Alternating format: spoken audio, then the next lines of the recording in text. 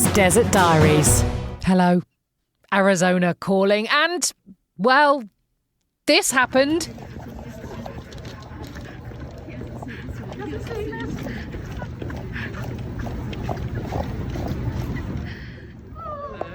What are you doing here? Hello. I haven't got my case yet. You alright, love? Yes. Hello, girls. That is the sound of me seeing my dad for the first time in more than 2 years. Yes, it happened. On Saturday night, just gone 8:30 in the evening, my dad arrived at Sky Harbor International Airport after leaving Manchester and flying to Atlanta, Georgia, and then changing terminals and hanging about a bit. Finally, he made it. And the madness of the COVID world that we live in meant that I didn't definitely know he was coming until he'd received that negative COVID test 12 hours before he was due to take off. So you can imagine, I was like a cat on a hot tin roof all Friday morning, waiting for the email to land after he'd had his PCR test in Trafford Park, and then, ping, I got the message, which simply read, "Put the kettle on." So, as you know, this was his 5th attempt to come and visit us. For the first 3 times, he booked a flight, but Biden had kept the borders shut to anyone who wasn't a citizen or permanent resident, which scuppered our chances of leaving the country as well, because we wouldn't have been able to get back in. And then, of course, just before Christmas, he'd been too unwell to travel. It had been hideous. Q really disappointed daughters 4 times over. So this time, I hadn't said a word to the girls. I'd kept it secret that he might be visiting until I knew for sure that the surgeon had given him the sign-off. Tick. Then some other tests that he'd undergone had come back okay. Tick. Then it was just the last-minute COVID test which could have ruined the plans. But all week he'd been messaging me. "I've just popped to Tesco," and I'd screeched, "Don't leave the house, don't go out. But I'm wearing a mask. I don't care. Stay indoors." It had been unbearable. But then Friday lunchtime, I got the message. And so after school on Friday, I finally told the girls. So what do we need to do? We need to go to Starbucks. We'll go to Safeway first and get some bits for you to eat tonight, yeah? Mm-hmm. I have got a bit of news for you. Is it good or bad? Grandad's coming. Yes! When? Tomorrow. Wait, what? Oh my god! Oh my god! Wait, what? Wait, seriously? Yes. He got a negative COVID test and he's getting on a plane. He's going to be here tomorrow.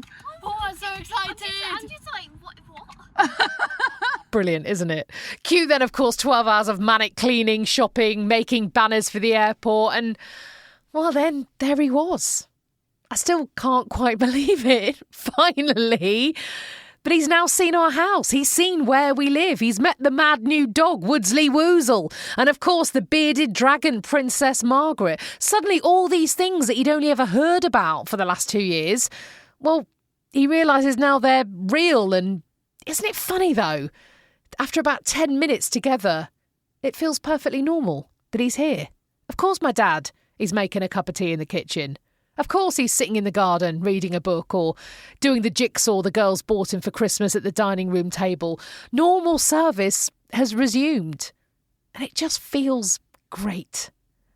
It's funny as well seeing things through his eyes that just seem so normal to us now. Things as simple as stop signs on the road and enormous trucks everywhere and cacti everywhere and coyotes yip-yipping on the mountains and the man coming today to do his bi-monthly anti-scorpion spray in and around our house and TV ads for pharmaceutical drugs that promise the world and then may cause severe allergic reaction or death, and programs that stop every 3.5 minutes for more ads for more pharmaceutical drugs. It's stuff like that that no longer really raises an eyebrow for us.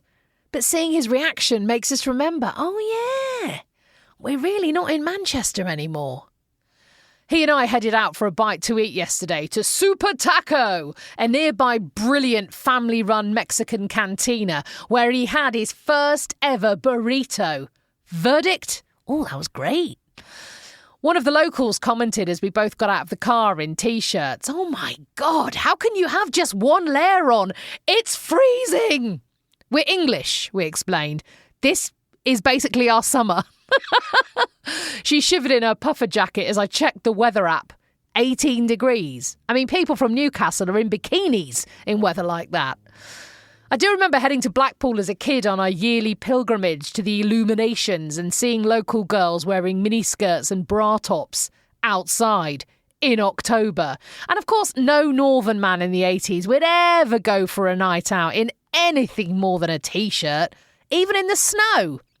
I've always been a bit nesh though, but even I can cope with Phoenix in January without a jerkin. Oh, two things I should explain, of course. Nesh is a Northern English expression for somebody who feels the cold. That's me. So, put the heating on, John. You know I'm a bit nesh. And don't forget to get an extra blanket for Nana's bed when she comes to say she's very nesh. That's how you use that. I'm someone who's nesh. Hence, I live in a desert now. Also, for the uninitiated, Blackpool Illuminations are about a mile or so of kind of fancy fairy lights and decorative lights that are strung up across the road along the promenade of this northern seaside town. Now, I've not been for years, but in the 80s, they were pretty much a few strings of fairy lights. But, I loved them. Mainly because the only way to see them was with a big bag of freshly cooked donuts from the Pleasure Beach. I mean, a not very good amusement park by Disney standards, but again, major part of my childhood, as you used to measure how tall you'd grown since the previous year by which rides you were now big enough to go on. I tell you, the year I was tall enough for the steeplechase, big year in my life. Must go again when I get back. Did love it. Anyway, I digress. So here we are, reunited at last, and tomorrow, or today by the time you hear this, I'm taking the day off work and taking my dad to see something I have wanted him to see, well, for the last 3 years.